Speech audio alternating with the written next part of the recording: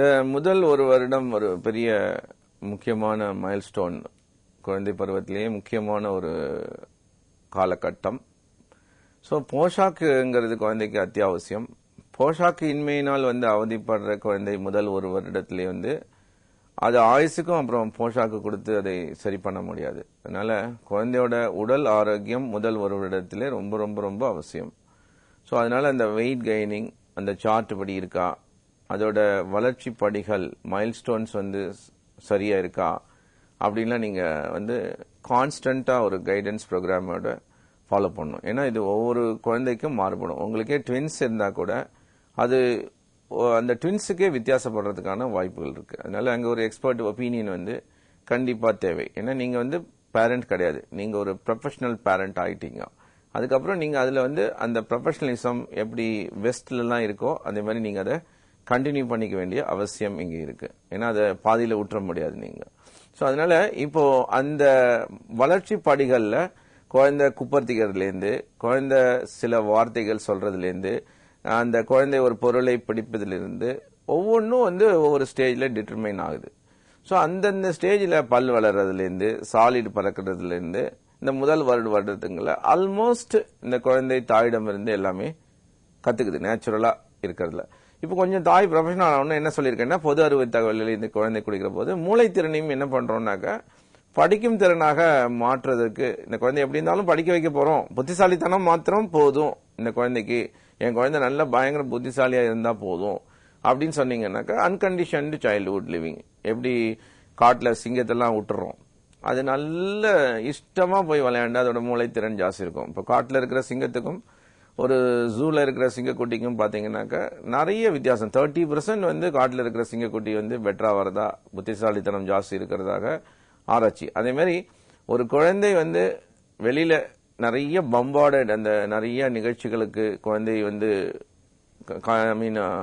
Project பண்ணோம்னாக்கா அந்த குழந்தையோட ஆற்றல் டெஃபினட்டா அந்த ஃபர்ஸ்ட் 1 இயர்ல எங்கெங்கெல்லாம் நிறைய நம்மளால இன்புட்ஸ் கொடுக்க முடியுமோ அந்த மாதிரி கொடுத்தோம்னா அந்த குழந்தையோட ஆற்றல் ஆயுசுக்கு நல்ல சிறப்பா இருக்கும் இருக்கிறதா ஆராய்ச்சிகளும் சொல்லுது. அதனால அம்மா ஒரு தாயார் ஒரு ஆசிரியர் ஆயிட்டீங்கன்னா வீட்லயே இந்த குழந்தைக்கு எல்லாமே கிடைச்சிரும். விளையாட்டு பயிற்சிகள் கிடைச்சிடுது.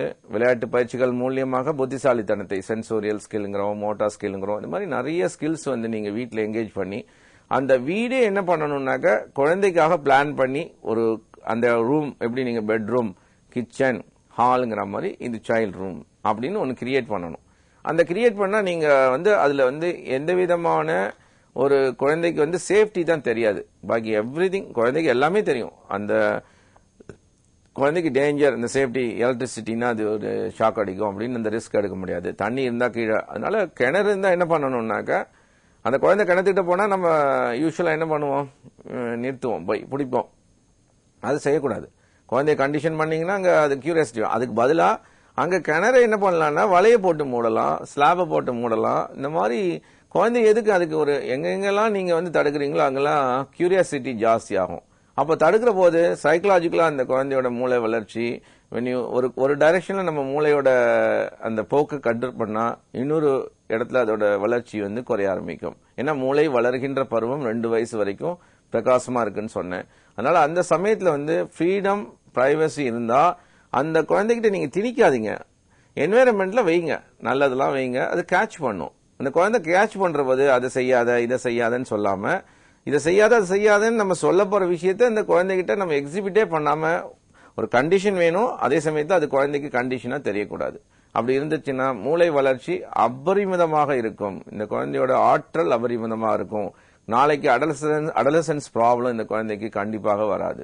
ஸோ அதனால இந்த வெயிட், ஆரோக்கியமான குழந்தை, ஆரோக்கியமான ஃபீட்ஸ், மூளைக்கு தேவையான அந்த கேட்டல், பார்த்தல், இந்த 5 சேனல் வழியா நீங்க கொடுத்தீங்கன்னாக்கா ஒரு ப்ரொஃபஷனலா கொடுக்கிற போது இந்த குழந்தைக்கு ஒரு ஆர்வம் கிடைக்கும். நீங்க அதை வீட்டுல என்வைரன்மெண்ட்ல கேட்ச் பண்ற மாதிரி வைக்கலாம்.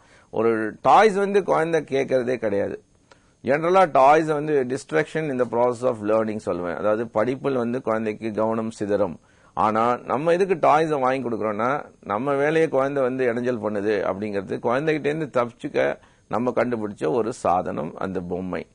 அந்த பொம்மை என்ன பண்ணுதுன்னா குழந்தையே என்ன பண்ணுது, ஒரு 4-5 ஒரு 10 மாத குழந்தைய இந்த பொம்மையை விளையாண்டுக்கிட்டே இருக்கும். பாத்தீங்கன்னா கொண்டு போய் நீங்க ஒன்னு கொடுப்பீங்க, அந்த கடைக்கிட்ட போகும்போது ஒன்னு வாங்கி ஆர்வ கோளாறு, ஏன்னா நீங்க ஒரு புது தாய் தந்தை, இந்த குழந்தைக்கு ஒன்னு வாங்கி கொடுக்கலாமே அப்படின்னு சொல்லிட்டு ஒரு ஆர்வத்தில் வாங்கி கொடுத்துறீங்க. அது ஒரு நாள் அந்த டாயை வச்சு பொம்மையை வச்சு வேடிக்கை பார்க்கும். அடுத்த நாள் பாத்தீங்கன்னாக்கா அந்த அந்த பொம்மையை அந்த குழந்தை யூஸே பண்ணாது. 2வது நாள் புது டாய் கேட்கும். ஏன்னா இதை டிப் பண்ணது யாரு, நம்ம தான். ஏன்னா இந்த குழந்தை பொம்மைய நீங்க கொடுத்த பர்பஸ் நம்மள தொந்தரவு பண்ணாம இருக்கட்டும்னு, ஆனா அதை ஒரு லேர்னிங் டூலா குழந்தை திங்க் பண்ணுது. இதுல இருந்து ஏதோ கத்துக்கிறதுக்கு அம்மா கொடுத்துருக்காங்க, எப்படி அம்மா சாப்பாடு ஊட்டினாங்க, அம்மா அதை பண்ணாங்க இதை பண்ணாங்க அப்படின்னு சொல்லிட்டு இது ஒரு லேர்னிங் டூலா அந்த குழந்தை திங்க் பண்ணி அதுல இருக்கிறத லேர்ன் பண்ணுது. இதுக்கு ஒரு நாய் பொம்மை கொடுத்தீங்கன்னா அதுல உள்ள காது மூக்கு எல்லாம் அனலைஸ் பண்ணுது, காமன் ஃபீச்சர்ஸ். அதை வீட்டில் இருக்கிற நாயோட அதை ஒப்பிட்டு பார்க்கும், ரோட்ல போற நாயோட ஒப்பிட்டு பார்க்கும். அதை நாயின்னு நீங்க சொல்லி கொடுத்தீங்கன்னா டாக் அப்படி சொல்லி கொடுத்தீங்கன்னாக்கா அதை ஒப்பிட்டு பார்த்து அந்த காமன் ஃபீச்சர்லாம் அப்படியே போட்டோகிராபிக் மெமரியில் அது என்ன பண்ணும், ரிஜிஸ்டர் பண்ணிக்கும். அதுக்கப்புறம் அதே டாய் திரும்ப கொடுக்குற போது நம்ம நேத்திக்கு படிச்ச 4 இதழ திரும்ப நம்ம வீட்டுக்கு ஒரு விருந்தாளி வந்திருக்காங்க, இல்லைங்க நான் ஏற்கனவே இந்த பேப்பர் படிச்சுட்டேங்கன்னு, இல்ல சும்மா படிங்க அப்படின்னா உங்களுக்கு எந்த எரிச்சல் வரும்.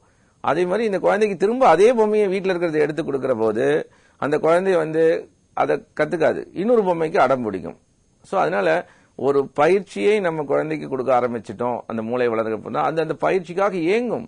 ஒரு கன்சிஸ்டன்சி, ஒரு தொடர்பு அவசியம். ஏன்னா அது எல்லாமே நாளைக்கு இன்னும் கொஞ்சம் கூட கொடுப்பீங்க. ஏன்னா வளர்ச்சி, மூளையோட வளர்ச்சி அப்படி இருக்கிறதுனால அதுக்கு ஒரு ஒரு பெரிய டிமாண்ட் இருக்கு. அது சப்ளை நம்ம சரியா பண்ணலைன்னாக்க இந்த குழந்தைக்கு ஒரு சொணக்கம் வந்துடும். அந்த சொணக்கம் விடாம அந்த டைரக்ஷன் நீங்க கொண்டு போனீங்கன்னாக்கா குழந்தை ஒரு ஆர்வத்தோட, தன்னார்வத்தோட, வாலண்டோட நல்ல எல்லாத்தையும் கத்துக்கும். இது மேலும் எப்படி சிறப்படைகிறதுங்கிறத அடுத்த நிகழ்ச்சியில பார்க்கலாம்.